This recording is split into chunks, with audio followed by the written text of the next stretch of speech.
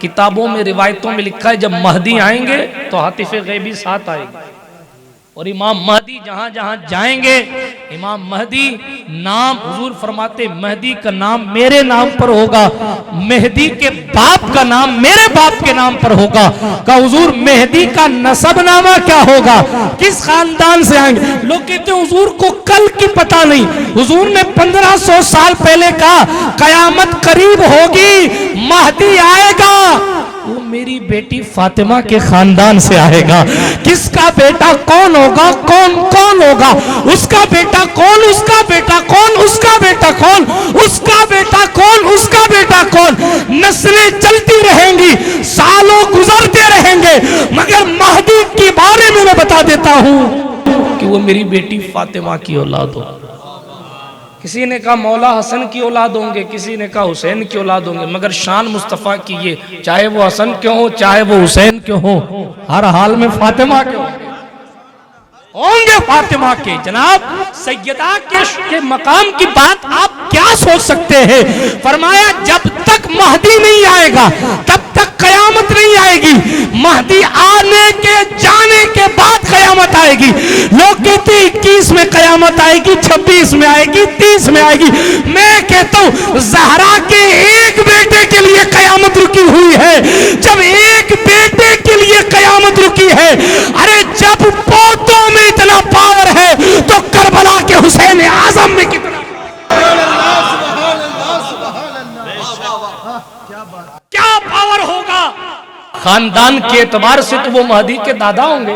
और इस वक्त रुए जमीन पर जितने सादात हैं किसी भी खानदान के, पता नहीं किस खानदान से महदी आएंगे तो इन्हीं सैयदों की नस्ल से मेहंदी उतारे नहीं जाएंगे, पैदा होंगे। इसका मतलब हजरत इमाम मोहम्मद बिन अब्दुल्ला अल महदी के माँ बाप कई पुश्त ऊपर सही इस वक्त रुए जमीन पर होंगे,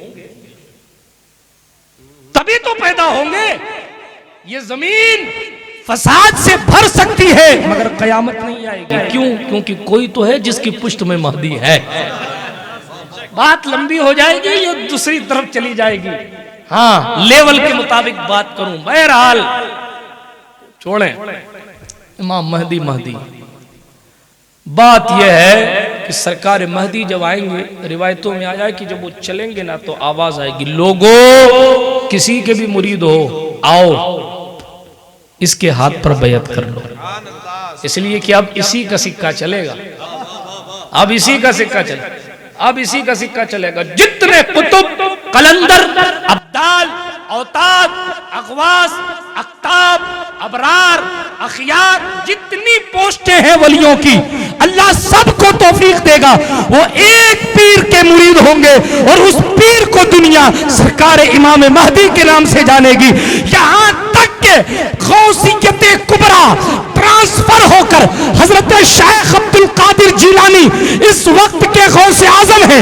रूए जमीन में कोई कहीं भी वली हो, उसके सरदार हजरत गौसे आजम है। सरकार गौसे आजम से कुतबियत कुबरा, गौसियत कुबरा लेकर इमाम महदी को दी जाएगी और कहा जाएगा कि इस वक्त जितने भी लोग हैं सबको अगर इत्तिबा और इक्तिदा करनी है तो वो एक जात महदी की जात, और इतनी बुलंद जात कि ईसा अलैहिस्सलाम उतरेंगे और ईसा अलैहिस्सलाम उतर के अपनी शरीयत नहीं नाफिज करेंगे।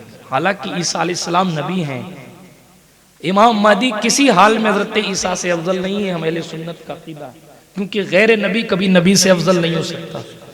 मगर फातिमा के खून का इतना ख्याल होगा कि ईसा इमामत नहीं करेंगे। ये उलमा बैठे, पूछिए महदी नमाज पढ़ाएंगे, ईसा पीछे नियत बांधे। यार गौर तो करें कि महदी की शान क्या है। जब उम्मती महदी की शान की मिसाल नहीं है तो महदी के नाना मुस्तफा की मिसाल कहां से लाओ।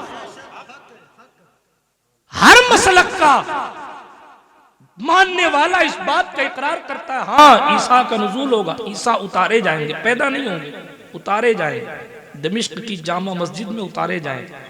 और जिस वक्त उतारे जाएंगे उस वक्त महदी नमाज पढ़ा रहे हैं।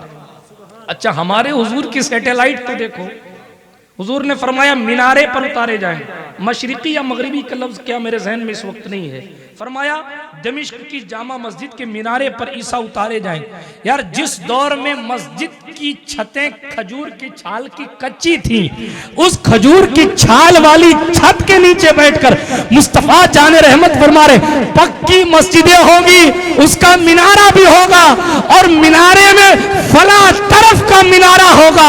उस वक्त ईसा उतरेंगे और जिस वक्त उतर रहे होंगे उस वक्त मेहदी मुसल्ले पर खड़ा होगा। कब कौन क्या कर रहा है ये भी मुस्तफा जानते हैं, इसीलिए तो इमाम कहते हैं और कोई गैब क्या तुमसे निहा हो भला, जब ना खुदा ही छुपा तुम पे करोड़ों।